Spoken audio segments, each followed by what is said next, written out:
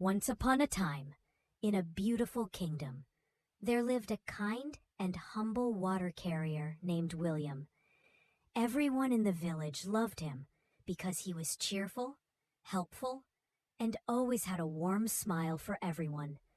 Every day, he carried water from the river to people's homes, never complaining and always spreading joy with his positive attitude. Even though William lived a simple life, he was happy and content. One day, news of his goodness and dedication reached the ears of the king. Curious to know more about this well-loved man, the king sent his minister to bring William to the palace. When William arrived, the king said kindly, "I've heard of your good nature and hard work. From today, I would like you to work here in the palace, bringing water for me and my guests." William was overjoyed. He ran home, told his wife the wonderful news, dressed in his best clothes, and happily returned to the palace. Soon, everyone in the palace grew fond of him. Not only was he hardworking, but he also had a gift for telling funny and heartwarming stories. Even the king enjoyed listening to him and often called on William to lighten his mood. However, not everyone was pleased. The minister, who had once been the king's closest companion, grew jealous of William. He couldn't bear to see a simple water carrier gaining the king's attention and admiration. So he came up with a wicked plan to get rid of him. One evening, the minister visited William at his home and said in a serious tone, "William, I must tell you something important. The king finds your breath unpleasant, but doesn't want to embarrass you by saying it." William's face turned red with embarrassment. "Oh no! What should I do?" he asked. The minister pretended to be kind and replied, "You should wear a mask over your mouth whenever you are in the king's presence. That way, you won't offend him."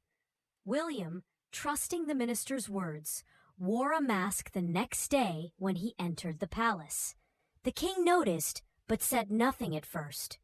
Days went by, and William continued wearing the mask without question. Eventually, the king grew curious and asked the minister, "Why is William always wearing a mask?" The minister saw a chance to put his plan into action.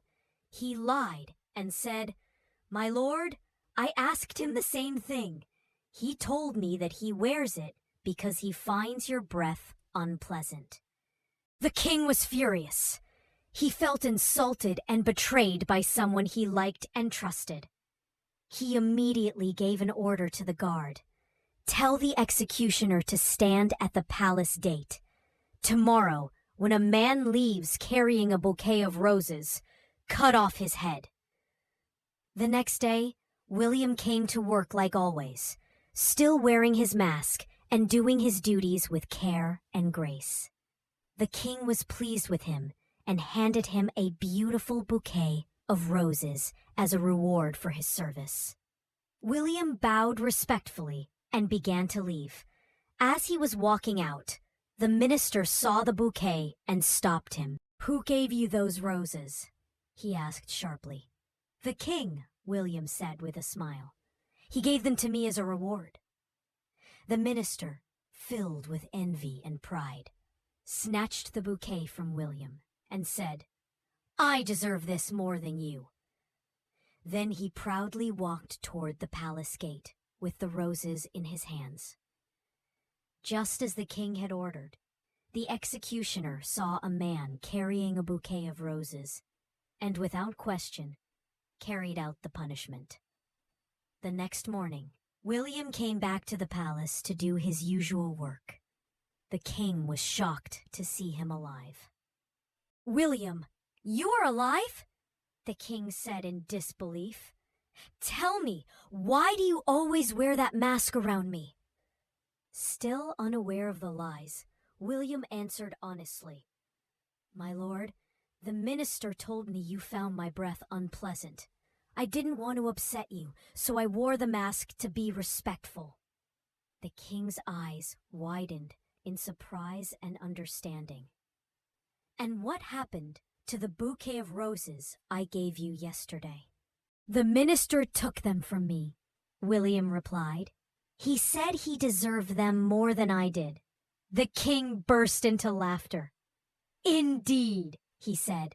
He deserved those roses more than you did. He then removed the mask from William's face and said warmly, You have always been honest, kind, and humble. From today, you will be more than just a water carrier. You shall be my royal storyteller.